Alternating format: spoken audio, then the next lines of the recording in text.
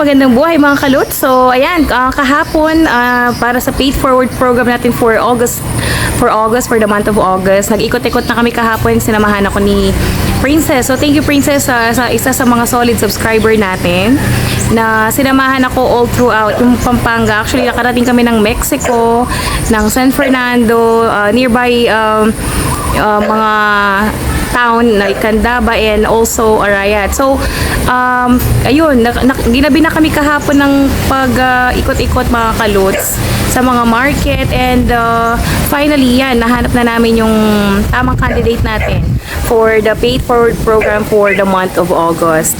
Ayan, so ngayon, dahil kahapon ginabi na kami, babalikan namin siya ngayon mga kalots. So kahapon ang ginawa namin is purely interview lang. So, chinek namin isa-isa and then nag-usap-usap kami ng mga team kalots kung sino talaga sa kanilang qualified. So, pero marami kami napuntahan mga kalots. Pero ito makikita nyo ngayon, siya talaga yung pinaka-deserving sa lahat. Ayan.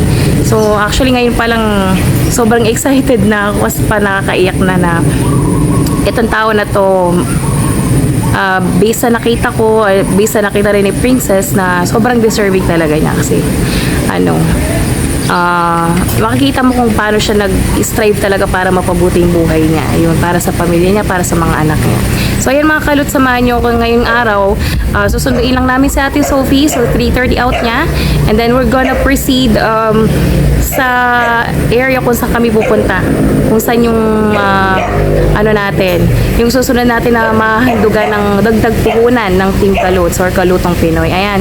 So, please keep supporting our channel mga kalots. And thank you Princess kasi until today daw sabi niya, ate sasamahan pa rin kita. So, from day 1, subscriber na namin yan si Princess. Never niya kami iniwan. Whether mahina ang views, malakas ang views.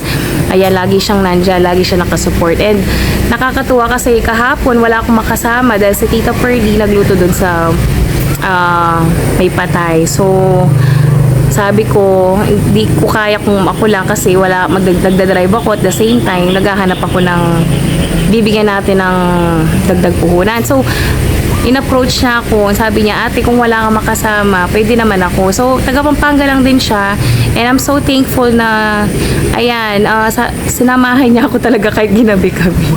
And sabi niya, ate, sige ba, babalikan natin bukas yung napili natin, samahan pa rin kita. So, salute Princess. So, ayan, thank you Princess sa pagsama mo sa akin. And until now, sasundayin ko lang siya sa kanila. And also si Ate May, mga kalots, sabi niya, gusto daw niyang ma-witness kung paano yung feeling ng pagbibigay. Ayan, so sasama rin natin siya mga kalots, nakaka-excite. Sunduin sa Ate Sophie, kasama sila Nanay Kalots, and also si Baby. Ayan, syempre walang maiiwan, di kaya ni Nanay alagaan. So, sabi ko isama na lang, wala kasi yung nag-aalaga niya ngayon. So ayan mga kalots, dahil rest day natin ngayon, gawin na natin ang paraan para yan, mapush na natin for the second month of August. So monthly na yan, abangan nyo. And we'll make sure na talagang deserving yung tutulungan natin mga kalots. Kaya maraming salamat sa sponsor natin. Samahan nyo na kami mga kalots. Ayan, baka kasi umulan pa rin yung panahon. Ayan, nandun kami. Paalis na kami. Ayan sila Lola Kalots. So, ayan mga kalots. Let's go. Tuna natin si Ate Sophie and si Ate May. Sasamahan daw niya tayo pumunta dun sa sa San Vicente, Mexico. Ayan mga kalots. Ayan, hello Ate May, Ate Sophie. Nasundo na rin natin si Ate Sophie sa school. So nasa school tayo. Ayan. Kakasundo lang natin sa kanya. So dun sa ating next na bibigyan ng dagdag puhunan ng Team Kalots. Ayan, Ate May, may experience mo na kung paano yung feeling ng pagbibigay. Ayan, napakasarap sa feeling. Sama rin natin si Nanay. Ayan. Nanay Kalots. Let's go mga kalots. Nandito na tayo sa Mexico. Sunduin lang natin si Ses kasi bandang dito lang din nakatira yan eh. Ayan na si Ses mga kalots, yung isa sa mga avid follower ng ating Kalutong Pinoy. Sasamahan daw niya tayo. Ayan, napakabait naman. Hello Ses! Hello! Ayan, sasamahan na naman niya tayo kahapon. Ginabi na nga siya mga kalots sa kakaikot namin sa buong area ng Pampanga. Ayan. So, ayan, luckily may nakita na kaming isa. So, babalikan namin siya ngayon mga kaluts. Ayan, pangalawang araw na ni Sis. Na-experience na ni Sis kung paano yung, yung pagbibigay natin ng ayuda and pag-ikot, yung effort ng kalutong Pinoy. Ayan.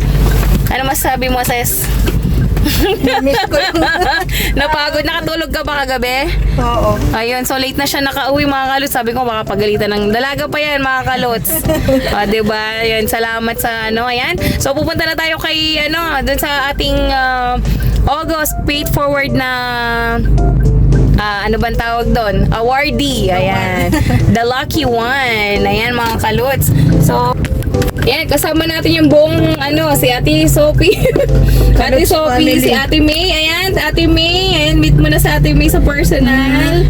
Sabi niya gusto daw niyang experience din yung kung paano yung ginagawa ng kalutong Pinoy. So, ayan, may free time naman siya kasi morning naman ang niya, ang pagtitinda. So, ayan, sumama siya sa atin mga kaluts. Let's go! Ito na, this is it. Dito na tayo sa may Mexico, Pampanga. And sorry sa mga aso. Ayan, so namit na natin sila Ate May, sunundo ko na sila mga kaluts. And ngayon, papunta na rin tayo dun sa susunod na mga award natin ng paid forward program para dun sa pandagdag puhunan. So ayan mga kaluts, samahan nyo kami.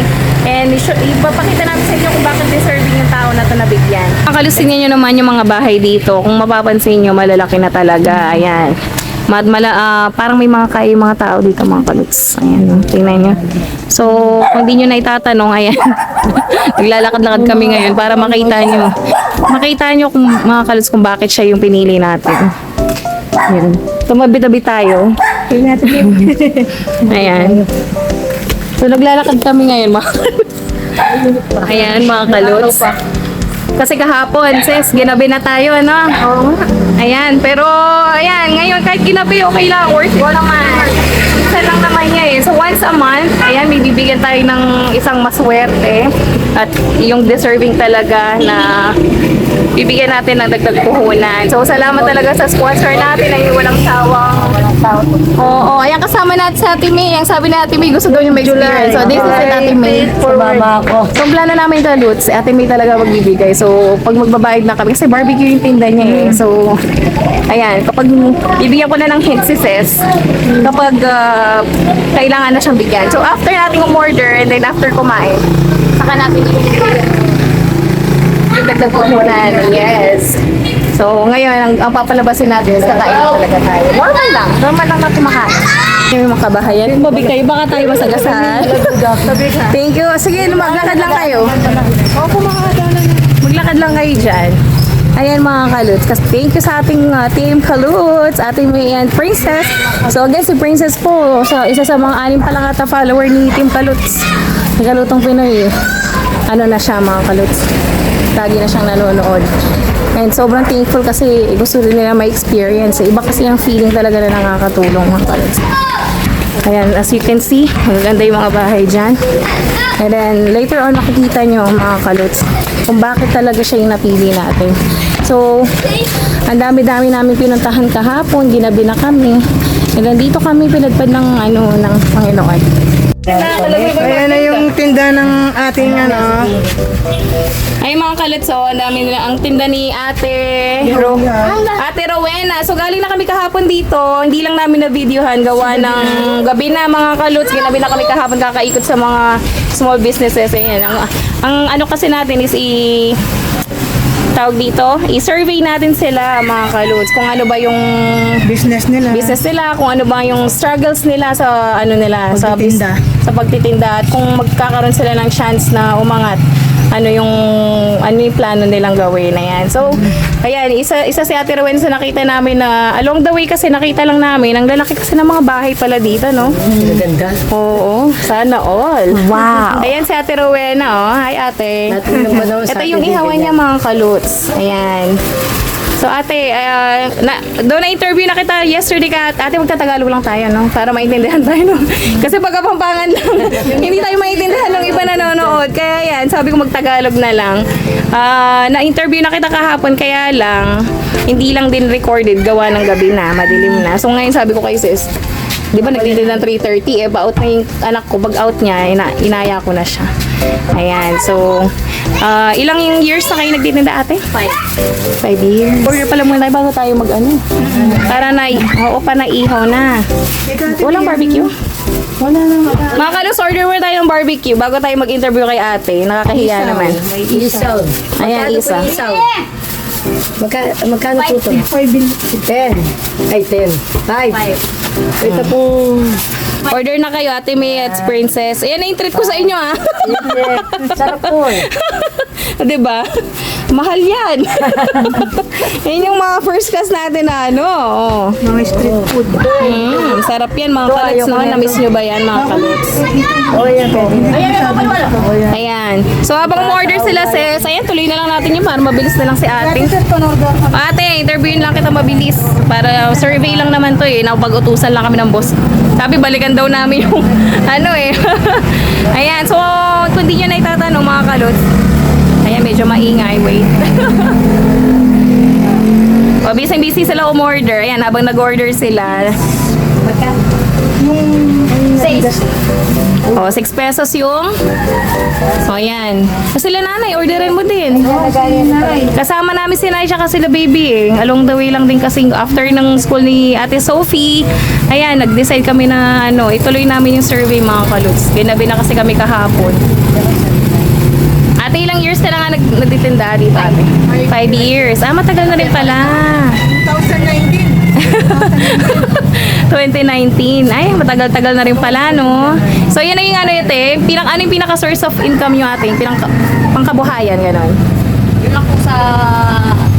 Ano, sa Sa bukid. Ay, okay. Ayun natin, magkano naman ang puhunan ng mga ganyan pag nag-start? 1,000. 1K. Tapos, ang tubo, Kung ma-ubusan, pwede na sa libo. ah, okay. Makakatuan. So, yung sobrang sa 1,000, yun na yung tubo mo. Ah, so madalas mga less than 300 lang ang net, no? Hindi mo tinry dinagdagan yan, ate. Try ko kasi wala akong basahin ng mga bata. Ay, yun lang. Oh. So, yung mga kalots, so, kung nagugutom kayo, ayan, pa-deliver namin sa inyo mga kalots. Tingnan nyo naman kung gaano naman ka-diskarte ang Pinoy, oh. Meron, imbis na magpaypay pa, meron silang, ayan, yung electric. May nauso ngayon yan, eh. Na? Ano naman ito sa mami natin? Oo, di ba? Diskarte yan. Diskarte mga kalots. Ayan, yung bahay nila mga kalots, ayan. So, malapit siya sa daanan. O, ses, Along the road. pahawak natin kay ses yung video para makita. Along the road siya. Along the Ito po yung ano pesto niya. Along the road po siya. O, Ayan. di ba? Pwedeng dito yung suki, manggagaling. Pwedeng doon po manggagaling. Ni ate Rowena. Umalis na. Yan. Yung eduk niya po. Yung course po ng education yung course niya. Dalawa daw yung college na interview na natin siya kahapon mga kalots. Ang sabi ni ate, dalawa daw yung student na nag-aaral sa college. Ayan. Tapos, ang pangkabuhay nila is yung sa bukid plus ito. So, puhunan daw ni ate dito isa sa around 1,000 and then yung excess doon, either 1, 3, 1, 2, depende daw sa benta. Yung may pinaka-ano nila. Pang daily needs nila. 300 kung ano. 300. Pinakamalakas mo ate na 700. Tubo mo na yun. Hindi. Pati yung... Pero yung tubo lang. Ito po lang ano, 300. 300. Ito. Fairness mo. Pero masarap, no? Kasi kayo na po yung gumagawa. Binibili na sa palikas kayo na po yung... Tsaka yung sauce, masarap. Yung sauce. Oo, natikman na natin. Oo, kagabi. Umorder na kami dyan. Kumain kami dito yung sobrang gutom namin. Ayan. Wala na kami dagdag kahapon. Ito na lang din. Saka ito. Ngayon, medyo madami-dami pa. Wala siyang barbecue ngayon, ano? Wala. Sabi ko lang barbecue gusto ko. Dapat pala nag-request tayo kahapon. Mga kalot! Bili na! Bili na kayo mga kalot. Ayan. Ayan, habang niluluto. Wala na bang hotdog? Para kay ate kalot? Dalawa na lang daw. Ayun, yung anak niya tinutulungan. Teamwork po yung ano nila, business. Nakarating lang. Yan ako. Kaya mag-question. Teamwork po yung business nila. Ang ganda ng anak niya mga kalit sa may hiyain sa camera. Nagmana kay ate. Ayun ate. Ano Doon po yung bahay nila sa likod. Ayun. Ayun pala. Oo nga, nakalimutan. Sa likod po yung bahay Sige, doon. punta ka na doon. Ikaw na. Titignan lang po natin yung ano nila, yung bahay nila. Kasi natin niya.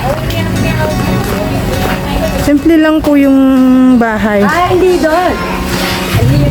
Ito po. Ito po yung bahay nila. Sa likod po sila. Yung pong sa harap, sa tindahan lang po nila yun. Ito po yung bahay nila. Simple lang po yung tirahan nila. Ito. Yan, Opo, isang konting sala, tsaka kwarto. Dito po yung CR nila. Dito po yung ano po yung dati pong uso. Yung pong dating uso na CR. Hello. Hello po. And po, papunta na po tayo ulit sa maliit na pwesto nila, Darangweng.